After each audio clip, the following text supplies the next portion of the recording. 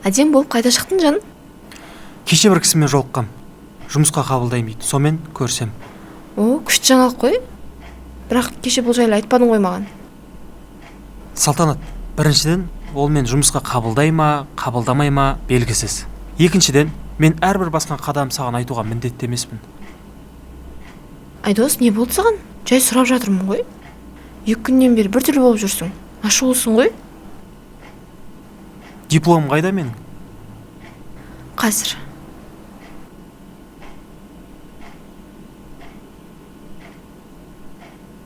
Міне мына құжаттың ішінде диплом бәрі бар.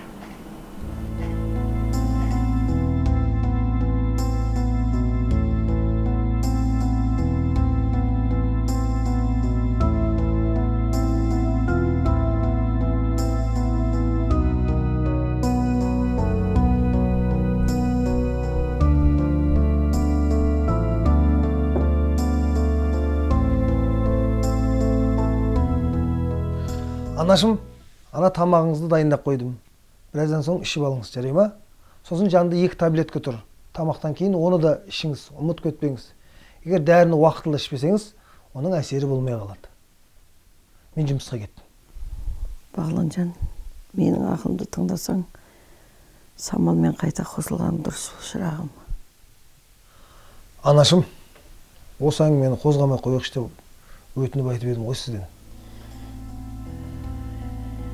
Мені мынау әлемге алып келген, түн ұйқысын 4 бөлген, ақ сүт беріп өсірген, аяулы жанды сыйламаған адамды мен ешқашан сыйламаймын.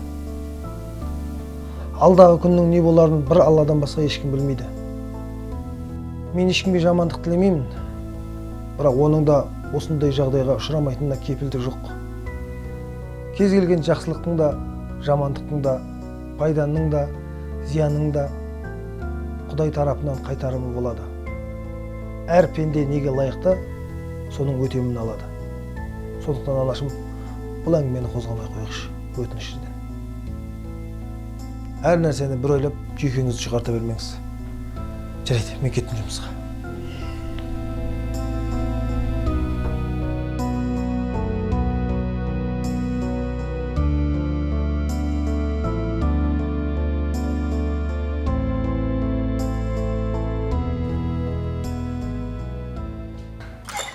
Ассалаумағалейкум, рұқсат па? Айдос, кір, кел.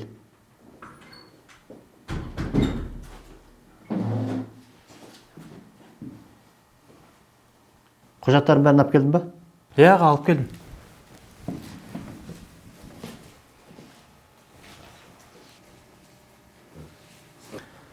Қысқасы мынандай, біраз уақыт стажировкада жүресің, жақсы жұмыс қылып жатсаң, заң түрде жұмысқа қабылдаймын. Келістік па? Келістік аға. Сеніміңізді ақтаймын, оған күмәніңіз болмасын. Жарайды. Бірақ еркелікті көтермеймін. Тәртіп барлығыңа бірдей. Есінде болсын. Түсіндім аға. Аға тыңдап тұрмын. Мына жігіт бүгіннен бастап стажировкадан өтеді. Құжаттарын қабылдап алды, жоспарлау бөліміне алып бар. Рахмет аға. Мен бұдан кейін аға, көке, жәке дегенді естімейтін болайын. Мен Рамазан Асқарұлымын. Түсінікті ма? Түсіндім. Кешіріңіз, Рамазан Асқарұлы. Бара бер.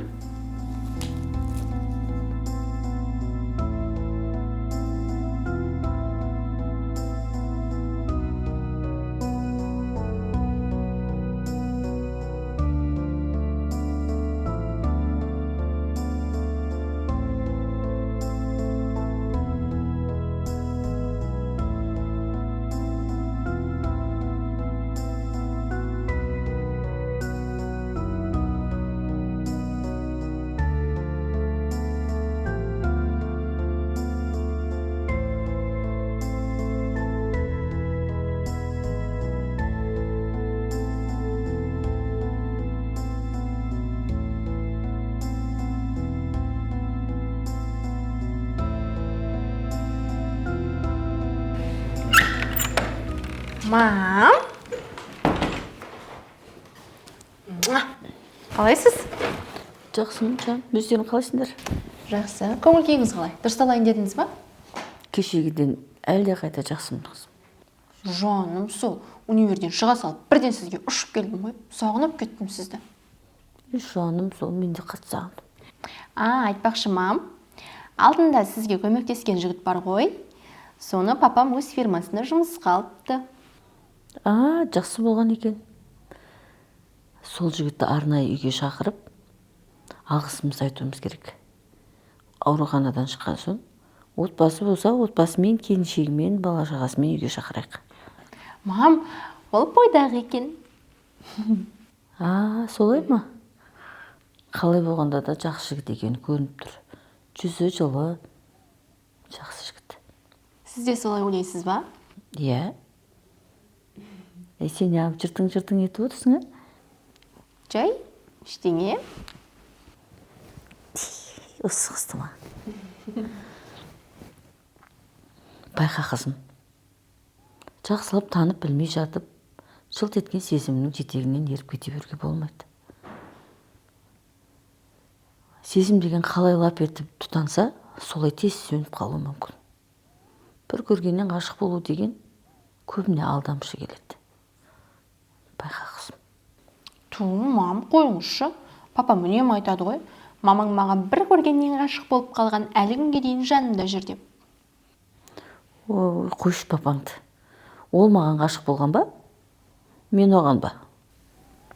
Кетсін шар. Мам. Папам айтып берейін ба?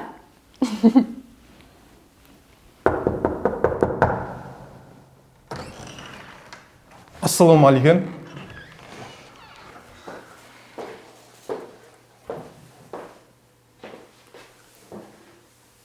Сен анау өткенде құл базарда жүрген жігіт емессің ба? Жұмыс орның құтты болсын. Өзіңе жарас қапты ғой. Қуаныштан жүрегің жарылып ұшып кетейін деп тұрсың ау,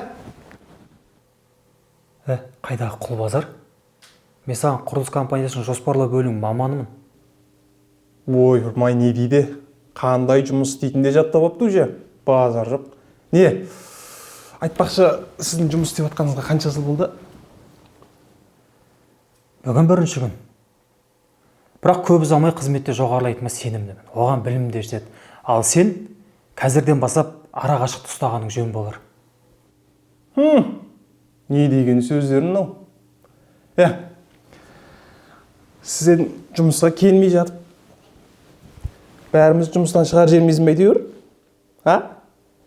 Мейлі қоя берші. Айтпақшы, өткенде складқа товар түсіріпсіңдер ғой? Соң есеп қисап сенде екен ғой? Қыздардан сұрасам сенде деп отыр. Берші соны маған.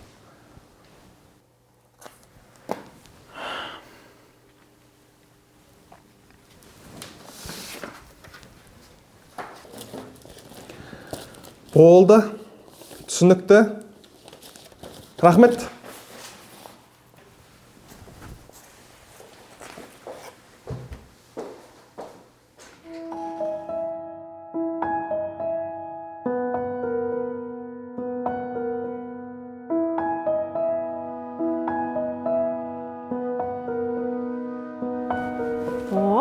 Айдос, сәлем.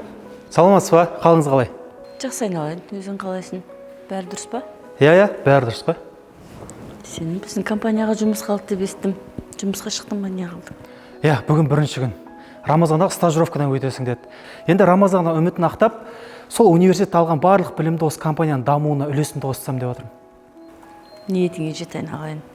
Рамазан ағаң іскер жастарды әрдайым қолдап жүреді. Айтпақшыдай, мынау сізге азын-аулақ ыстық тамақ алып келдім. Жақсылап жеп, қуаттанып алыңыз.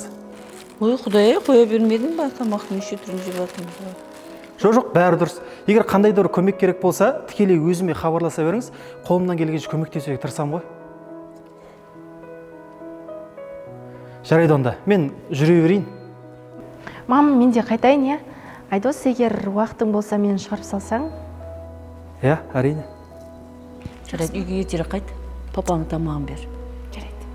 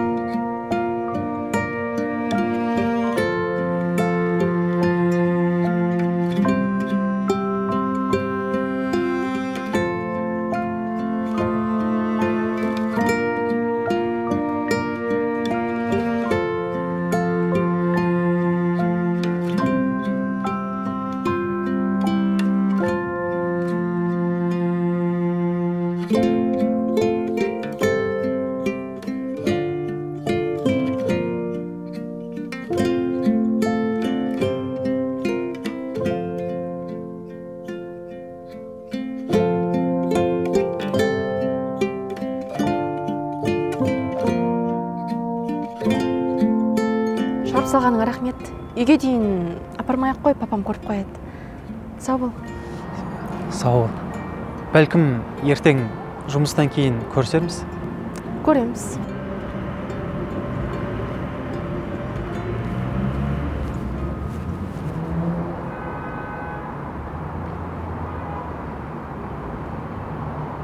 Айдос!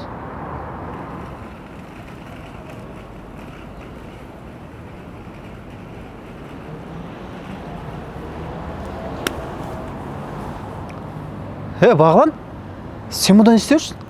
Мен жұмыстан қайтып бара жатқам. Өзің не жүрсің мұнда? Мен жай бір шаруалармен жүргем. Мүлдем жұмысқа шықпай қойдың. Шырттай болып киініп алсың. Жаңағың кім? Танысым ғой. Жақсы танитын сияқтысың ғой, көрінбей кеттің ғой. Жұмысқа шықпай қойдың. Бағлан, мен саған айтушы едім ғой, ілініп салынып жүре бермеймін. Мен деген жоғары қызметке лайықты адаммын ғой. Айтатынсың. Міне, енді сол ойым іске асып жатқан сияқты. Жалпы бір жоғары үлкен компанияға жұмысқа тұрдым. Бауырым, құтты болсын. Сен үшін қуаныштымын.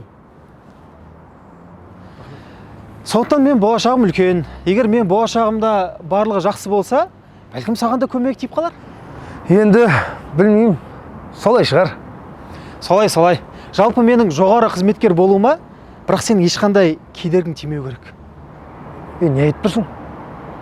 Менің саған қандай кесірім тиюі мүмкін? Тиюі мүмкін, Бағлан, тиюі мүмкін. Қалай? Демек, кесірім тимейсін десең, бүгінгі болған жағдайларда сен Салтанатқа айтпайсың.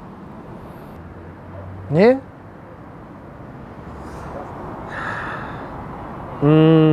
Түсінікті. Жай танысым де. Әзірге жай танысым.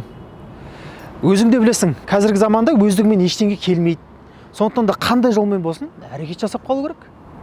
Салтанат ше? Мына тірлігіңді біліп қойса, соңы не болатынын білдің ба? Бағлан, әркім өз әйеліне жауап берсін. Жалпы бүгінгі болған жағдайларды біреу ашық ауызданып Салтанатқа айтып қоймаса, онда ол ештеңе білмейді деген сөз. Ал менің жанымда ондай ашық ауыздар жоқ деп ойлаймын.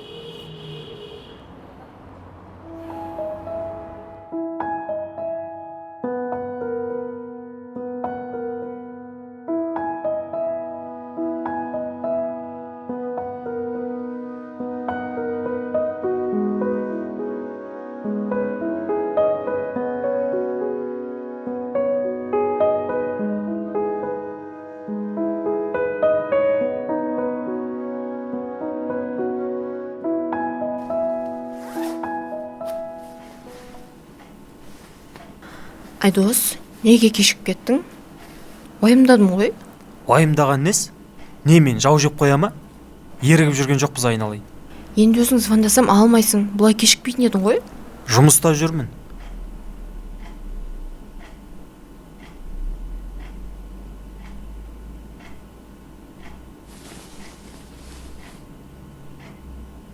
Тамақ ішесің ба? Ішем.